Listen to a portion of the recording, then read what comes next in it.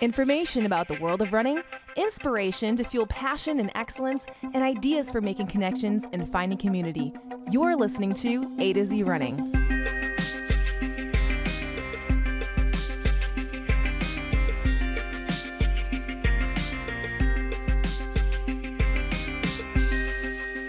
Hello, everyone, and welcome to the AtoZrunning Podcast, where we help runners thrive. I'm Andi.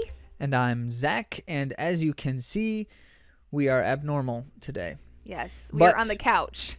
If you can't see it, it's because you didn't go to YouTube and click subscribe. Which is totally okay that you're listening on podcast, by the way. Yes, only if you don't want to be a part of the complete experience. Oh, okay.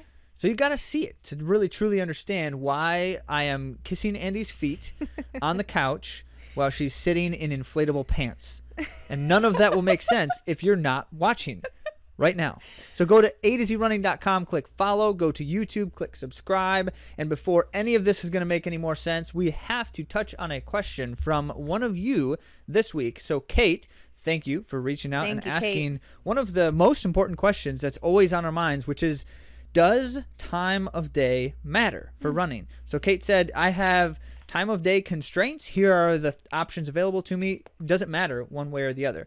And of course, as our answers with everything go, it depends.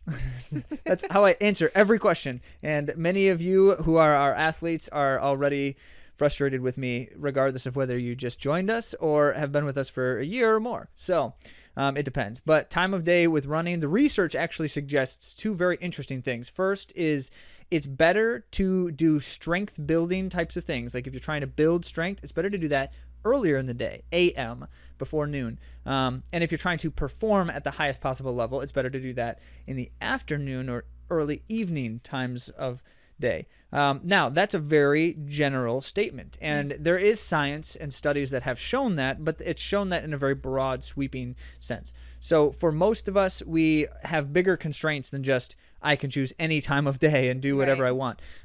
So if you, for example, have to get up very early to run in the morning, that may not always be the most productive way to do things.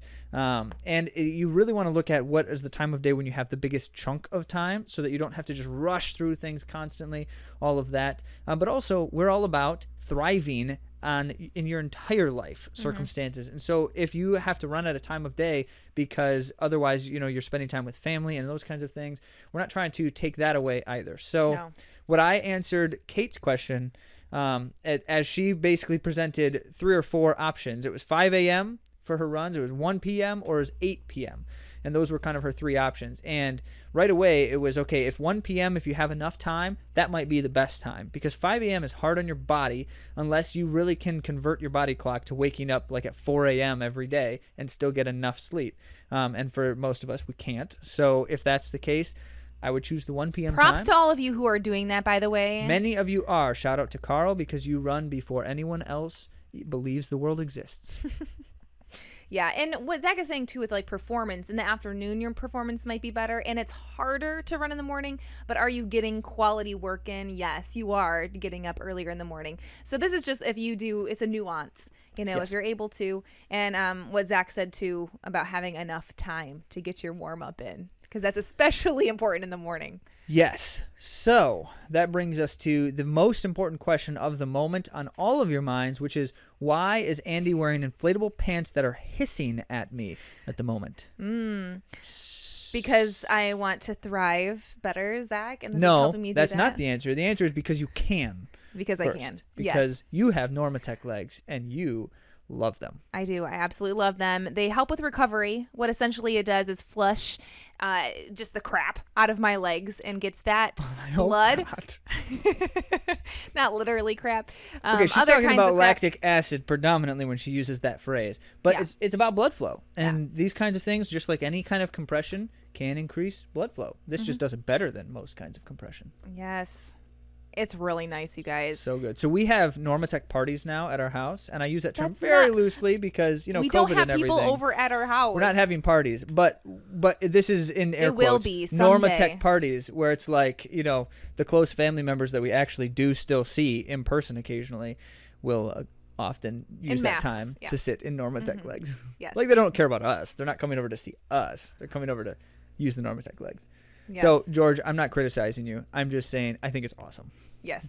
Come And over anytime you want. I've really felt a benefit from it. In fact, this isn't my first time using them. I use them at my PT office, Adam Homolka, and at Endurance Rehabilitation, and I've also used them at the Olympic trials. I think maybe even Chicago. I'm not sure. But there are some big events that will have these. So if you get the opportunity to try them, great.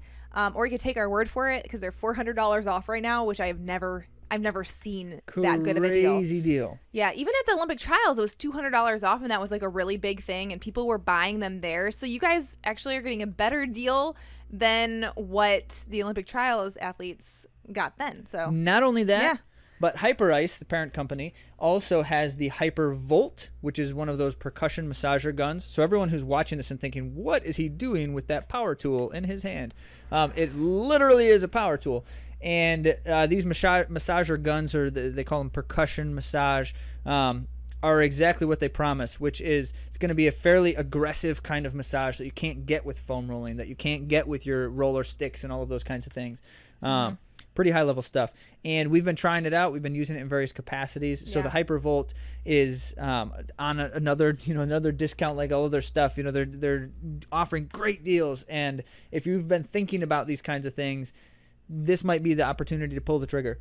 I don't mean that intentionally. No, because you have to press a button to turn it on, not pull the trigger. But it's really something, and it comes with a bunch of like extra. You have the option of different kinds of heads on these things. So depending on where you're trying to percuss, it hurts in the middle of your back, but there's like options. So these things are great things. We talk so much about the importance of taking care of our bodies. And the kinds of tools and resources that are out there today to assist you in that process are amazing. Mm-hmm. Really, truly. I can't believe that these are even available to the public. I mean, most of the time, physical therapists and, other medical places have stuff like this. But the fact that you can have it in your own home, I mean, it's pretty wonderful. Should be noted that Andi spent numerous opportunities in the last year or two. Anytime she saw someone with these things, just in public places even, she would be like, hey, can I use those? That is like not a hotel true. lobby in Chicago Marathon. Oh, okay. Well, that was because they were that's right, letting us because you try did. them. They No. were letting us try. It's basically someone was carrying around their Normatec legs, and Andi was like, hey, can I try those?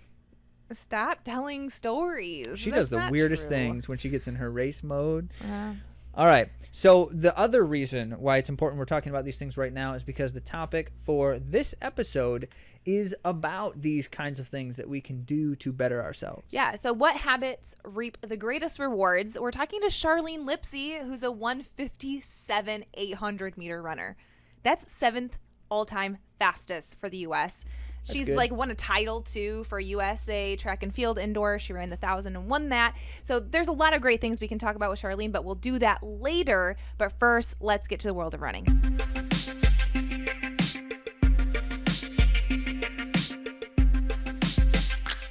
All right. And back in our normal perch. So in the world of running, lots and lots to talk about. We're just going to try to do this quickly so you get the gist of things. Go to AtoZrunning.com/episode 62 to actually see the links and dig into the reports and the details better.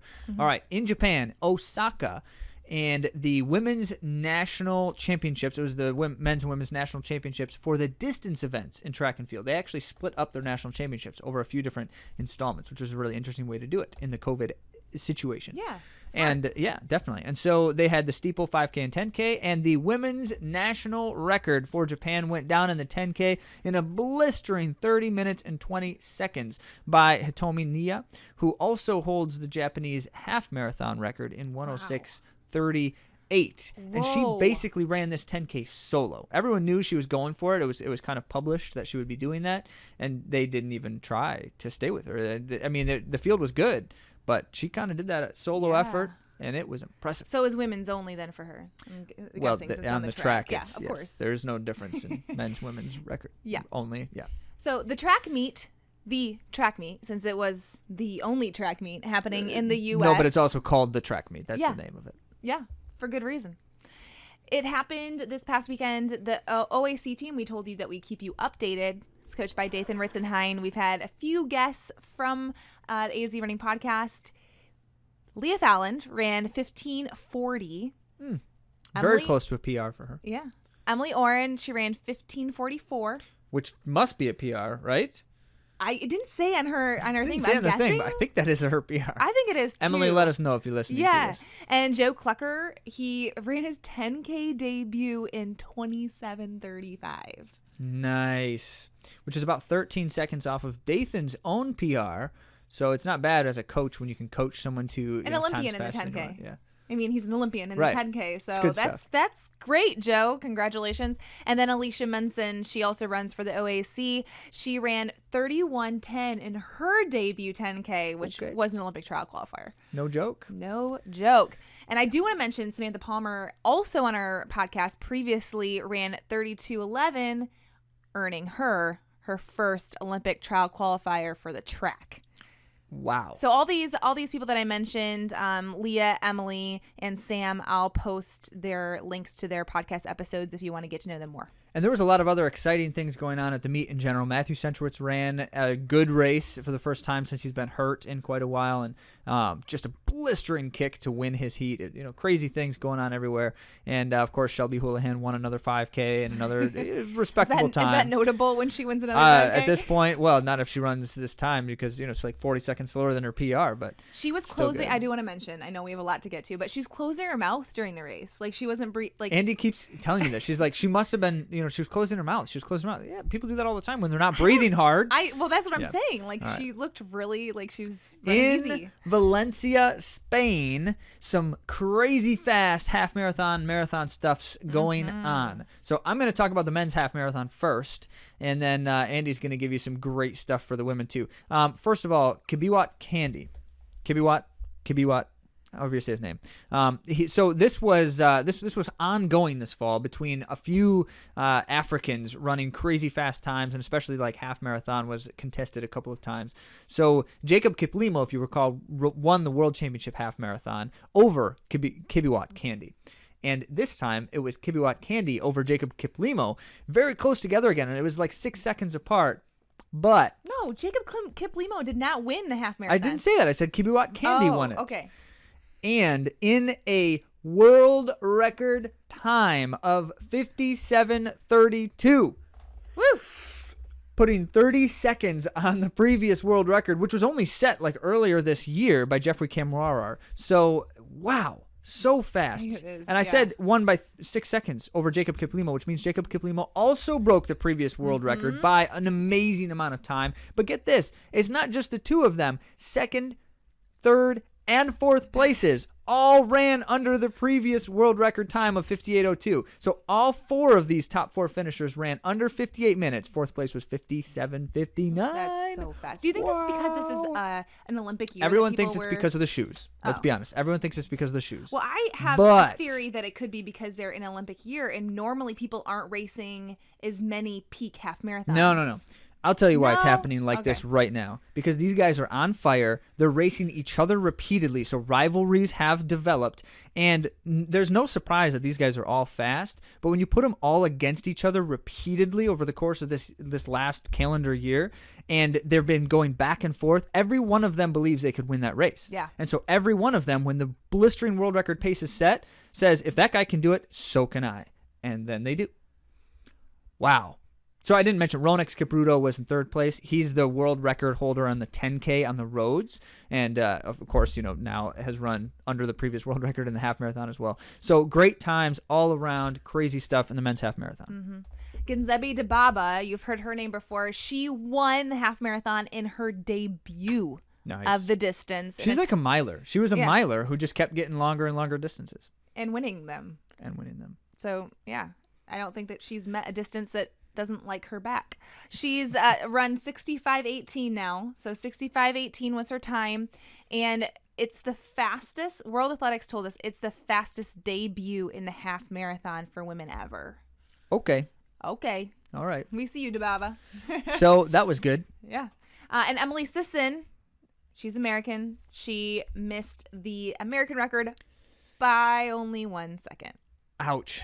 And that's that's Molly The Huddles. reason I'm saying ouch is because she's also missed it by a handful of seconds a different time as well. So this is a 4-second PR, I believe, for her. Yep, 4-second PR for Sisson. So yeah, she's really happy with it. Like I read Of course. an interview because so it was a really fast. great time, but it is bittersweet when you miss the American record by 1 second.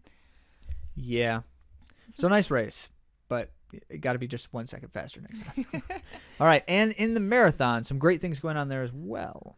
Yes. So we have Perez Kipchirchir, who set a course record and moved to 5th in the all-time list. That's not bad. 2:17.16. Yes. So a very dominant win. It's a personal best by 6 seconds. Okay. Or sorry, 6 minutes. I was like, that sounds Sorry. okay. 6 minutes. I need to do better squinting. Anyone else out here want to run 6-minute PRs? I do. Yeah. All right, and Pretty amazing. she's been on fire in the half marathon for all 2020. So it's no surprise that she's got it going on, and then it just moves it right on into the marathon. Yeah. Jordan Hasay did run the race. She did. And I go saw great.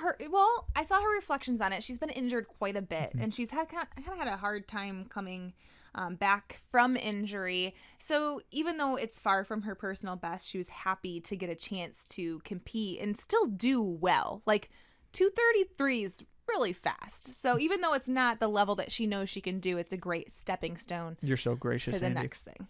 So in the men's marathon, Evans Chebet won the race in a final kick sprint. I don't understand why these guys keep doing this to themselves. I know. It's a marathon. But another point where many people say it's because of the shoes, because the shoes help with energy return, and so they can sustain high levels of energy in different ways in the marathon than they were pre-shoe. Anyway, so Evans Chebet over Lawrence Chirono, and in a time of 2:03 flat. Wow. Which is solid. That was what, sixth all time for the men's marathon. And Lawrence Chirono ran 2:03.04, so he was just a handful of seconds behind. Yeah, that's a fast race. I do want to mention, because this will be the 6th episode in a row that I mentioned her name. Andy just can't stop talking about you, Kira. Kira D'Amato, Athlete of the Week for USATF. So congratulations to Kira Well on deserved. that. And one other note, Team Agar, they were on our episode about father-son teams. They're a duo team, so father pushing son. Johnny and Jeff completed a half Ironman recently with PRs in the swim and the bike. And Johnny did do some walking of his own at the end. Very nice. So congratulations, Team Agar. So much to talk about, and we didn't even cover it all. So head to the website, AtoZrunning.com/episode 62 to get more of those details. But for now, we got to move on to the main topic.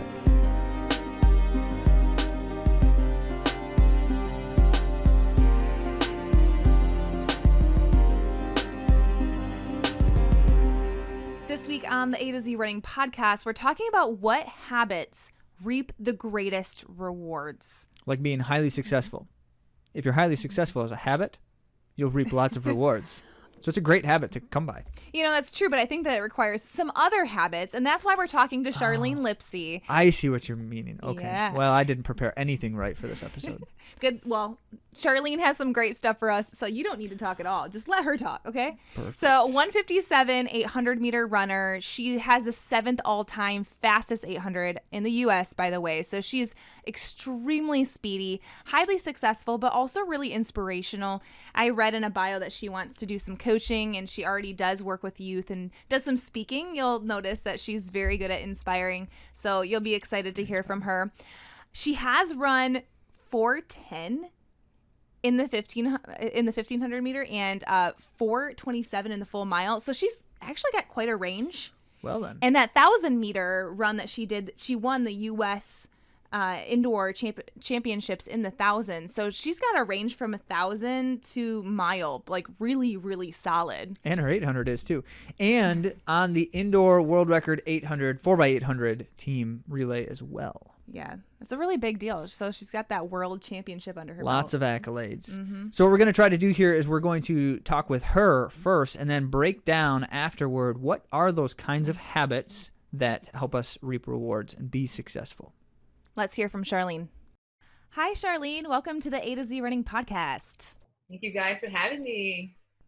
Well, this is so exciting because I have loved your inspiration online. Just the things that you say and how you encourage the running community It means so much, and I want you to know that because it's such an inspiring thing to like pull up Instagram, and it's about the hard work and like the real stuff of life that sometimes we miss seeing from professionals. So I want to thank you, first of all, for that.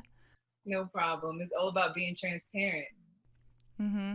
It's also cool that you are super fast. Yes. And so we appreciate an opportunity to talk to someone who's walked the road of, seeing the progression in your career, being able to see kind of some launch points. And we want to dig into some of that, as well as talking about kind of our theme for the episode, the kinds of habits that help you reap the greatest rewards. Mm-hmm. So thank you for taking some time here. And I think Andi's going to ask the first question. Well, I'd be remiss not to ask you about like your favorite races. So I want to start there because you've had a lot of amazing races. So what are some of your favorites, Charlene? Okay, so my number one race would definitely be in 2017, where me and my teammate both made the world team. It was exciting for me because this is my first USA team that I actually made. So I was super excited about that. But I was able to experience that with my teammate, so we were both happy. We both loved each other. We was both excited. And it was just a great experience because when you go through so much together, like in practice, us dying and bent over, like we see, the stuff that we put our bodies through. So for both of us to reach that reward was just like a beautiful thing. Like, I'm just like, yes, finally, it's over. We did it. So that was like one of my favorite races for sure. Yeah, these kinds of things are almost always that much sweeter when you can enjoy them with other people. Everyone always talks about like my friends and family who are supporting and those kinds of things too. But then one layer even beyond any of that, when you can share that with a teammate like that, that's incredible. Yeah. So let's talk about that. Between 16 and 17, you made massive gains. And today we're talking about what habits reap the greatest rewards. So what are some of the things that you started doing, or maybe you saw benefits of your work before that allowed for you to make such great progress in your running? Okay, so that's a good question. So in 2016, I was training at LSU still. And in 2017, I moved to Philadelphia to train with my training partner, the one that we wound up winning together. And what made me do that move was that I had a gut feeling that, something just was missing. Like I was training very hard. I was hitting all my times in practice in 2016. I was doing everything my coach asked me to do. But for some reason, it just wasn't coming together. And I told myself, I'm like, okay, like if it's not working, like I think that we should try something else. And it's nothing against my coach at that time. It just wasn't working. So I took that leap of faith and I moved to Philadelphia, and it was very scary and I wasn't really sure what was going to happen, but I was willing to train with the best because at that time, my training partner, Ajay Wilson, she was the best runner at that time in the U.S. So in order to be the best, you got to train with the best, right? So I just made that commitment of just like, hey, I'm going to go out there and I'm going to just do what she do, whatever my coach tell me, I'm going to do that. And I made that transition. But one thing that remained the same was like my work ethic and believing in myself and just my faith, with religion and just praying and just asking God for like, signs. And my relationship with my mom as well, she was that foundation to keep me going when I was in Philadelphia and everything was just like weird and a whole new experience. So definitely that work ethic though, that stuck the whole way out. Mm-hmm. I want to ask you a couple of follow-up questions there. The first is, when things weren't clicking at LSU, how did you know? Was it because the performances weren't what you thought they should be? Was it because, how did you know there was something missing? Right. It was just because I was doing everything that my coach was asking me, right? So it's like, and that's one thing that I feel like everybody should pay close attention to, because sometimes like, our coaches will give us home assignments when it's like, oh, make sure you're doing weights or your sit-ups or your push-ups, whatever he's telling you. It's just you got to make sure you're fully diving into the program.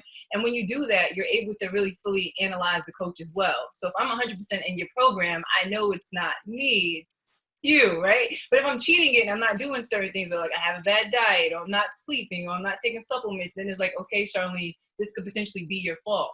But when you're fully dived into a program and these are the results that you're getting, I think that you're able to make that decision on like, it's not me, it's you. So yeah. Yeah, that's huge. Because it's exactly that. Every coach wants to say, if you do everything I tell you to do, then you'll be able to see that realization of the goal. You know, you'll be able to achieve the thing you want to achieve. I think that's every coach wants to say that's true. But of course, as you're saying, sometimes it's just not working. And so I'm doing everything that I can possibly do under your supervision. And if there's nothing else that you have to offer me, maybe I need to look somewhere else. That's a really important and a mature decision that an athlete has to make, because so many won't make that choice because whether they don't want to, you know, they're afraid of a change and maybe the change is a negative thing in their minds, or they just feel like, you know, I want to be loyal to the situation and I feel like I'm breaking trust by making that change, but you don't have to. Right. I agree. And it was definitely scary for sure. And that's why I said, like, it's important as an athlete that you trust your gut and you have to be honest too, because sometimes, you know, it could be the athlete in the sense of us not getting enough sleep or, you know, like us not taking supplements or whatever the case may be. You have to be very transparent about this process and you have to treat it like a job, you know? So it's like, I made sure I did everything, and what works for me may not work for somebody else, because he had plenty of great athletes, but at the same time, just because he got her to run fast or him to run fast don't necessarily mean the formula that he has is going to make you run fast. So you have to be honest about that. So it was nothing against the coach, but for me personally, it just wasn't working. Mm-hmm. So what are some of the things maybe then and now that you do that you feel really help you in your training that some people just miss or they're not diligent to do, as you were mentioning? I think body work, body maintenance is very important. I feel like that's just something that we all struggle with and being consistent with, because who wants to come home after a hard workout and doing like calf raises, right? Or like stretching or doing like those little things. Like, it's annoying and it's boring and nobody's trying to use resistant bands and just doing all of this stuff, because after practice, you know, you're basically tired. But I'm staying on top of that and just preventing like injury and making sure that your body is strong enough to handle the workload for the next day. So I definitely feel like that rehab and that body maintenance and getting massages and using a little massage gun, whatever you have to do, or soaking, you know, before I wasn't really big into that, to be honest, but the harder you train, like, your body needs this stuff, you know, and I had to get pushed to the point where I'm like, my body's falling apart, you know, I have to do these things now. But naturally, like, you know, in college and stuff, like, who's doing that? I know I wasn't. Mm-hmm. That's true. You had to level up. And for you, especially, I mean, you've run 157 in the 800. You are finding out the human potential here. Like, this is incredible stuff. So you need to be fine-tuned, very fine-tuned. So I want to hear more about your racing. So let's go back to when you turned pro. Tell us a little bit about that period of time.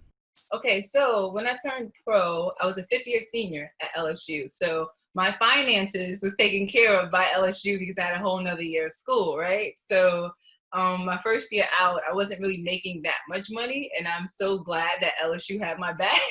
You know, it provided that little cushion where I didn't have to work, you know, so I was excited about that. And my first year out, it was just okay. It was okay. That's the best I can explain. I traveled a few places. I wasn't really running too well. I think I was running like about 2 minutes at that time, which is fine in like the U.S. But if you step out of the U.S., these girls is running. So yeah, it was just an okay experience. And then that next year, I stayed at LSU. In 2017, I was still at 2016, I was still at LSU, and that year I made it to finals at USA's, but I got like 7th. So I was just like, oh, you know, you made it to final, but you got 7th. And in our sport, it don't even matter if you're top 10 in the United States to get a decent contract, which is crazy because the United States is hard. Like, we are racing world-class athletes. Like, the times that they're running in the United States, like, compared to the world, like, they're still ranked in the world. But it doesn't matter. If you're not top 3, you don't make a team. So I was very discouraged, and like my contract still wasn't too hot. But in 2017, when I moved and I started doing all these great things, you know, things started to open up for me. Mm-hmm. Definitely. So, I mean, you have a world indoor record with that team in 2018, the indoor record, the 4x8. Can you tell us what that was like to get a world record? It was amazing. It was a great feeling. 3 of those girls, well, it was 3 of us that was all on the same team. One other girl was from, where is she from? She's from Arkansas. I know she ran at Arkansas, but I'm not sure like where exactly like she's from. I just know she went to college in Arkansas. But yeah, 3 of us was all from the same training group. So that was like pretty exciting because once again, you know, teammates holding it down, you know, I was really happy about that. And when I wasn't even sure we was gonna get the record. So when it happened, it was just like, wow, like we're part of history now. So that was just really exciting. The crowd was going crazy. It was in the Armory. I'm from New York. It was just insane. My mom was there. Like it was a beautiful thing. So cool. So this is a question that kind of goes with our theme about habits and maybe some routines. Do you do routines with your teammates, or do you have separate routines? How does that work? Yeah, we do everything together, basically. There's nothing that I don't do that they don't do. So when we're together, as far as like stretching and drills and running, everything's the same program. We get on the line, same exact workouts. I think when we go home, things might be a little bit different, and that's the rehab and the resistance band, stretching and taking care of yourself. But for the most part, our routine is pretty consistent. Do you mind sharing what some of that routine might be for like a pre-race routine? What does that look like for you? Well, for me, I'm usually listening to music, right? It's usually calm. I can't listen to hype music because you don't want to get too excited. Me personally, I can't be too excited because my 400 would be like a 54 and then I'm going to die, you know? So I just make sure I stay calm and like your nerves is everywhere. So I'm usually listening to calm music. Before I even get to the track, I'm probably taking a nap. I'm sleeping before I head to the track. And when I get up, I'm listening to music. I'm calm for the most part. And then honestly, like when we start warming up and stuff, like it feels like almost practice because you're warming up and stuff with your teammates. So your teammates is basically putting you at ease and they don't even really know it. So I think if you have a calm mind, you're in a better position to execute, right? So long as you're not like jittery, you're perfectly fine. So I feel like I get comfort in just even being around them. And even if they're not running, like my coaches still have them there and we'll still do warm-ups together. So, you know, you just always feel that comfort. How much racing have you done without teammates at all? Like have you done diamond leagues totally by yourself, those kinds of experiences? How is that different than when you do have the chances like that to race together?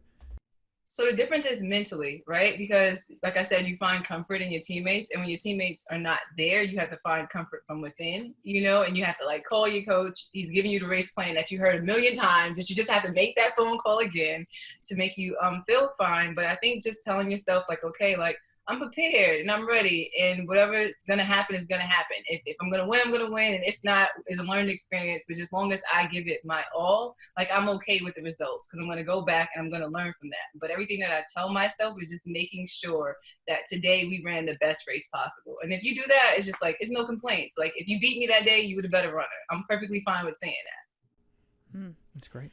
So I think a lot of people think of like physical habits, but that mental habit that you're going through, the routine, that's key, right? Because you're in these high pressure situations.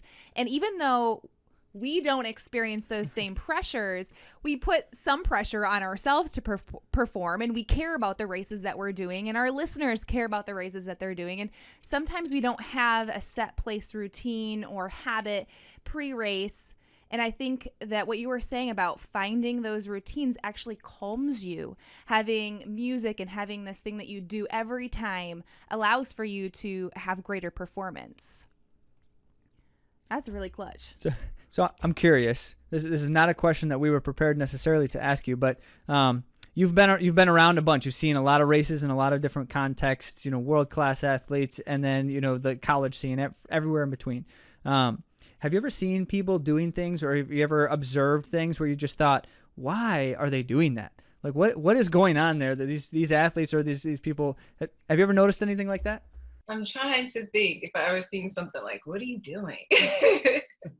Honestly, not too much. I mean, everything that we see is pretty routine based. I mean, I have had conversations with people like, oh, these are my favorite socks. Like I run in these socks every race. And that's just kind of odd because I'm like, I'm sure your lucky socks is not what's getting you here, but that's fine. But other than that, I haven't really seen anything, but I feel like little like items or something that somebody would always make sure that they have, kind of bring them comfort. Me personally, that's not my thing, but I can understand why that's a thing for other people. Mm-hmm. That makes sense. Yep. So then what you do for your routine pre-race, is that similar to what you do pre-workout? How do you practice this mindset? Yeah, honestly, practice is harder than running, right? So that is always, honestly, we look forward to track meets because it's like I only have one run. Whereas in practice, like my coach is just, you never know when it's gonna end. So I always tell myself, like, if I can get through practice, running is the easy part. Racing is the easy part. So definitely before I'm like training, it's just like, I'm waking up and I'm like, Charlene, today's we're gonna have a good day. Like we got this. Like, just stay focused, just do your best. And sometimes, honestly, like I do on paper have bad workouts, but I know at that time that was the best I could do that day, and I think even having trash workouts prepare you for the times when you might not even have a good race, because just because I had one bad workout, that don't really define me. Just because I had one bad race don't mean that next time I step on the line, I'm running 201 again, So it's just like being able to just run your best and accept whatever that is. And I feel like with running, it's different from other sports because I feel like only runners can relate, but like if your body's not there that day, it's nothing you can do. Like it's legit nothing you can do. I don't care if you're stretching. I don't care if you got a massage. Like it's nothing you can do. It's like, this is where it's at today. Like it's nothing you can do. So when you just let that like control part go, like it is going to be what it's going to be, I think that puts your mind at ease as well. And it allows you to perform to the best of your ability without any expectations. If you're stepping on the line, like I'm giving my all and I plan on winning, it's just like, that's just what it's going to be. And if you lose, that's fine. But I went in there with the goal of winning, so it's either going to work or it's not. But every time I'm going to go in with that same attitude. That is a great attitude. I love that. That's amazing. So what are some of your like daily habits and routines that you do? All right. So I think that self-affirmation goes a long way because I feel like a lot of time, like we're so focused on like the sport, right? So we have to also remember that we're people at the end of the day, so just saying like, okay, like I am worthy, I am confident, just the little basic things that you're telling yourself on a daily. I feel like you start to like believe those things. And the more you hear it, the more you kind of walk in your truth. But you also have to realize that even if I'm not running, I still feel that way about myself. Like if track was taken away from me today, it's just like, you don't want that to just be your all and your everything. And I feel like a lot of athletes don't even realize how much of their identity is like into their sport. And I didn't realize that until 2018, actually, when I had got hurt, and I think that that's why I'm so big on like just self-affirmations and mental health, because you don't realize how much you're so involved in your sport. And I feel like you have to take a step back and just be like, I'm all of these things with or without track, basically. And if you know that, it's like your power isn't coming from track, but your self-worth and your vision of yourself is helping you with track. It's kind of a difference. I don't know if that makes sense. No, it does make sense. Do you feel Yeah. that gives you more freedom when you're racing? Yeah, it gives you more freedom. And I feel like a lot of times, like you said earlier, it's so easy because there's so much pressure to perform well, right? And I feel like the more you're thinking about, I have to perform well, the more you're stressing yourself out and the less likely you are to be able to execute those races. It's like I've had plenty of teammates that like kill practice, right? Like, I mean, we're projecting them to run crazy times, all of us is going to make the team. And then we get there and it's like, she didn't even make finals. And me and my other teammates are like, I don't know, and just because you're running well and you're training well, I mean, you still need so many more elements to make sure that you're able to run under pressure. I feel like people really underestimate that. And my best example is during Olympic trials, at the Olympics, like everybody that they're projecting, where are they? What happens? And I think that if you really step back and look at that, it just goes to show you that like on any other day, if it wasn't no title or championship connected, they'll be blowing these people out. But then it comes down to their biggest moment and it's like, where are they? So it definitely matters for sure. That's huge. We talk a lot with our audience as well as with the athletes that we work directly with about the importance of having this sense of these goals and these purposes that are beneath or beyond just the running and the performances. Because if the only thing that's driving me are these performance goals, when I don't hit them or when I get injured or any of those things happen, then what do I have? And in one sense, what do I have to motivate me to keep pushing through that, to get healthy again, to get back into training? But also, if running is taken away, does that mean that I've completely lost myself, or is there more there that I can lean on still? Mm-hmm. Yeah, very powerful. So I guess the final thing would be if there's anything that you want to tell our audience as they're striving, they're working each day. I think this has been a hard time for a lot of people. Mm-hmm. And showing up is hard. Yeah. So if you could leave us with just a little something to encourage, the whole thing has been so encouraging, but anything else that you want to share? Mm-hmm. Showing up is the hardest part, to be honest. It's plenty of times when I'm waking up and I'm like, I don't want to go to practice, or like, I don't want to do this long run, but it's so crazy how quickly your body goes into autopilot the minute you're there, right? Like those feelings go away almost instantly the minute you start jogging. So showing up for sure is like the biggest thing. The next thing I would say is just trust the process and trust in your ability. You know, don't even get so focused and trapped in your performances, because I feel like it don't really matter. It don't define you, and it don't matter. And it doesn't even really show you, to be honest, your potential. Like you said, like I've made a huge leap from just changing a coach, right? But if I really believe like, you know, this isn't really working, I'm only running 2 minutes, like these results aren't here, then I would have never changed my coach, and I would have never adapted, and I would never have been able to run those times. But if I quit and I wound up only running 2 minutes, that's what I would have been known for, right? Like, oh, her PR is 2 minutes. Whereas within a year, you know, I have other titles now that you can attach to my name.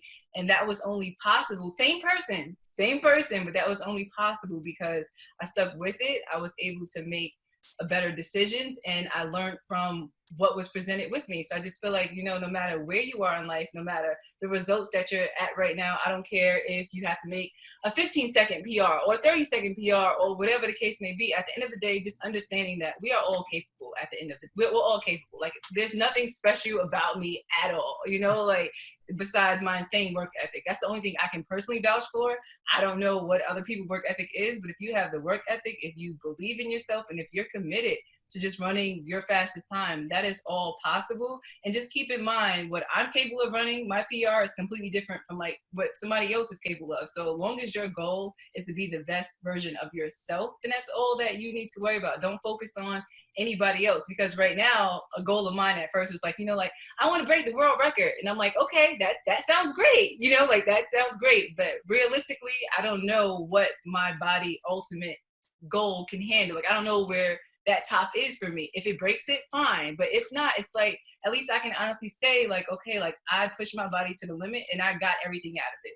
And I think that's all we can really inspire to be, and not necessarily be so stuck on like, oh, you're a world champion, or oh, your PR is only this, because that really don't mean anything. And just because this is my PR, if we're racing, not every time I run, guys, I'm not running my PR.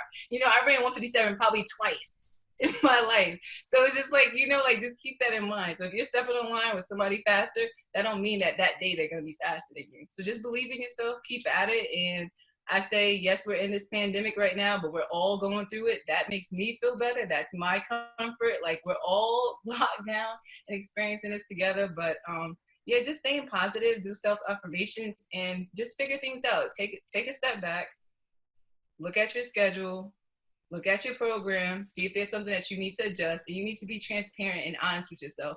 So at some point in my training, I wasn't dieting. At some point in my training, I wasn't taking supplements. At some point in my training, I wasn't rehabbing. And I had to be honest with myself in order to get certain results. Now, if you're in denial and you want to be like, I do everything, then that's perfectly fine, but you're only going to be able to go but so far. But if you're just transparent about the situation, you'll be able to move forward. Sorry, I talk a lot and I talk fast. And it was golden. I love it. You talk fast, you run fast, you think fast. That was fabulous, Charlene. Wow. Such great insight for all of us. I really appreciate you. And we'll keep our audience, they'll know what's going on with you. We'll keep them updated on what you're doing. Do you have anything in the works, or is it pretty hard to know with COVID stuff?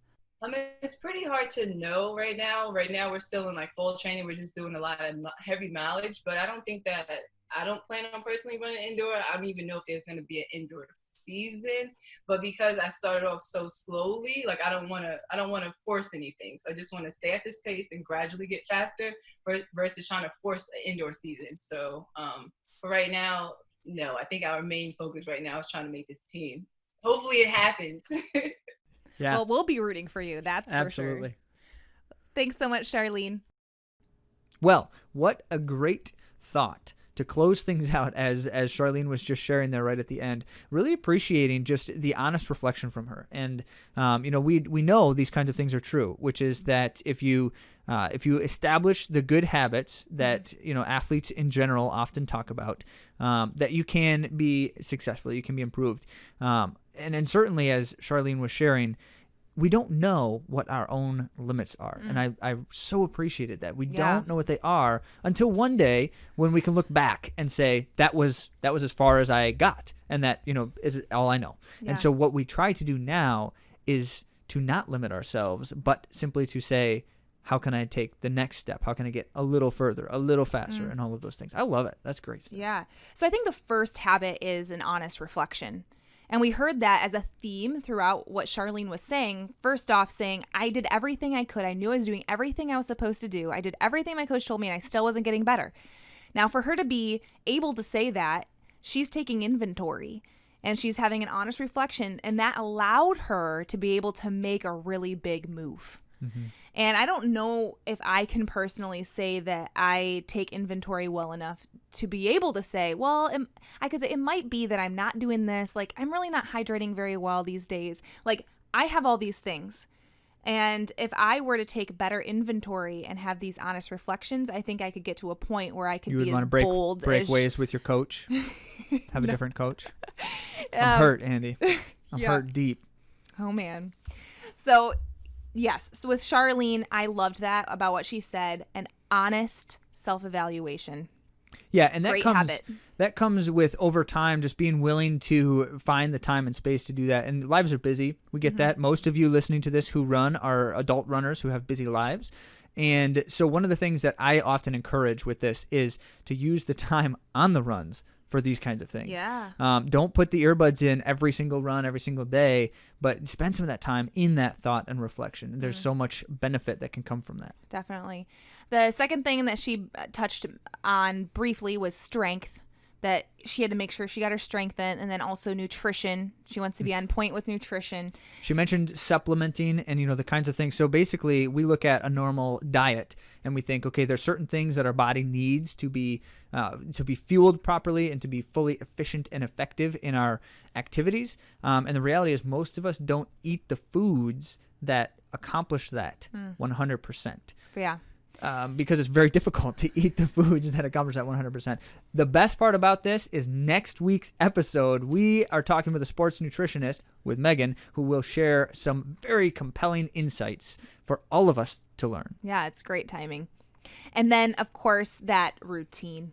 We talk about routines all the time, but the thing that really was driven home for me, because I haven't been racing a whole lot, it's not top of mind, but the benefit of having routines that you do to help alleviate nerves when the big day comes, because you aren't doing something that you haven't been doing. So if you are someone who wants to do activation and whatnot before you race, you should be doing it. So I'm going to give you a what not to do, which is Andi's example. Where, okay, so nerves is an important thing, right? Well, Andi actually makes herself more nervous sometimes before races by her routines that she does, because she doesn't follow her normal routine. She just starts throwing in these random things that she's not been doing for years sometimes. And so the point here being, if I have in my head, if it's a race day and I want to perform at my highest, and I have in my head I have to do certain things to get ready for that, those are things I should be doing not necessarily every day, but certainly I should be doing them regularly. And if I'm not, then it's actually potentially hurting me in my race at times, depending on circumstances. But yeah, we get it. Life is busy. Yeah. It's hard to have a little extra thing to do before running. And in Andi's case, it's hard I've to... been doing them, actually. So even though he's calling me out on air, I've actually been a lot better about doing it's true. my pre-run drills. So...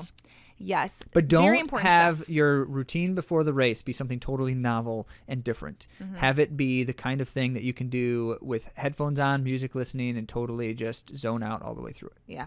And that's the benefit that Charlene was mentioning. And I do want to touch on this, even though we're not getting the opportunity so much these days, but she talked about how her team put her at ease, how others put her at ease. And I think that as we get back to being able to safely meet together, having that in our minds, like maybe scheduling races where some of our team, our people are there, because it does give a sense of comfort when there's some similarity there.